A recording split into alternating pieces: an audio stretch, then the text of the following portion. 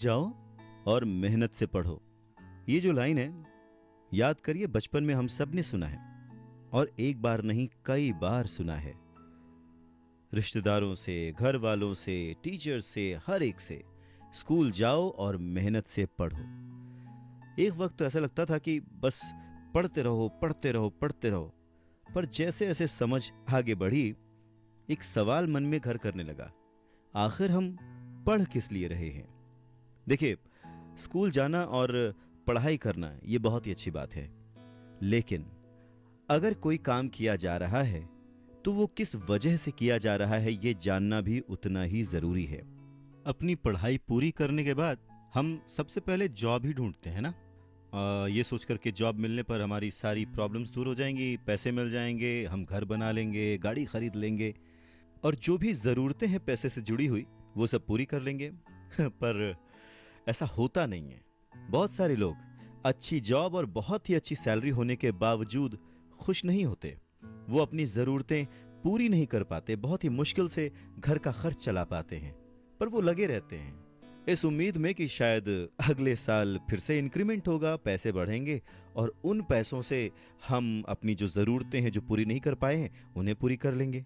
और वो और ज़्यादा मेहनत करते हैं प्रमोशन पाने के लिए। पर वक्त के साथ साथ हमारी ज़रूरतें और हमारा लालच बढ़ने लगता है। पहले तो पैसे के बिना रहने के डर से हम बहुत मेहनत करने लग जाते हैं और उसके बाद जब हमें सैलरी मिलने लगती है तो हमें लालच और ज़्यादा पाने की इच्छा जाग जाती है। और चूहे बिल्ली के इसी खेल में हमारी ज़िंदगी का भी एक पैटर्न बन जाता है। ज़्यादा मेहनत करो, ज़्यादा पैसे कमाओ, ज़्यादा पैसे कमाओ, घर का खर्च चलाओ, पैसे खत्म, फिर ज़्यादा मेहनत करो। और ये जो विशेष सर्कल है ये चलता रहता है और इसी सर्कल में हम गोल गोल गोल गोल घूमते रहते हैं।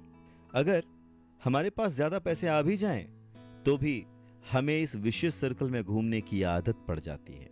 हमें डर और लालच पर काबू पाना सीखना बहुत ज़रूरी है, क्योंकि अगर हम अमीर बन भी गए तो इन आदतों की वजह से हम हमेशा डर के साए में रहेंगे और अपनी जिंदगी को एंजॉय नहीं कर पाएंगे। पहले के जमाने में शिक्षा एक जरिया थी लोगों की पर्सनैलिटी डेवलप करने का और आसपास के हर विषय में उन्हें जानकारी देने का। पर वक्त के साथ साथ पढ़ाई का लक्ष्य, उसका गोल बदल गया।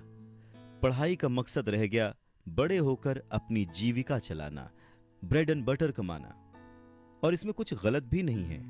वक्त के साथ चीजें बदलना बहुत जरूरी है, क्योंकि जो चीज वक्त के साथ नहीं बदलती वो या तो हमारी खुशियां छीनती है या फिर समाज को बहुत ही पीछे ले जाती है। रॉबर्ट टी कियासाकी ने इस बहुत ही अहम मुद्दे को यहां पर उठाया है अपने book rich dad poor dad में। क्या खूब कहा है कि बचपन से ही अगर हम बच्चे को मनी को एज अ सब्जेक्ट बच्चों को पढ़ाना शुरू करें, उन्हें यह समझाना शुरू करें कि उसे कैसे मैनेज किया जाए, तो बड़े होने पर बच्चों की बहुत सारी प्रॉब्लम्स अपने आप ही सॉल्व हो जाएंगी। बच्चा खुद उन्हें सॉल्व करने की क्षमता रखेगा। पर कहीं ना कहीं रॉबर्ट टी कियासाकी ने इस बात का पूरा ध्यान रखा है कि पैसे को रिश्तों के ऊपर न रखा जाए। तभी तो उन्होंने इस विषय को रिश्तों के माध्यम से ही समझाने की कोशिश की है। रॉबर्ट टी कियासाकी के पहले जो डैडी थे वो हमेशा ये कहते थे कि मैं इसे कैसे खरीद सकता हूं। वहीं जो उसके दूसरे डैडी थे वो कहते थे मैं इसे क्यों नहीं खरीद सकता हूं। दोनों की सोच में अंतर था, दोनों के शब्दों में अंतर था।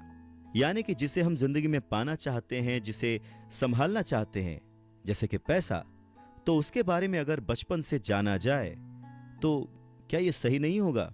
आज जिस तरह से पढ़ाई की जाती है, बच्चा ग्रेजुएट होकर सोचता है कि अब मैं कौन सी नौकरी करूंगा।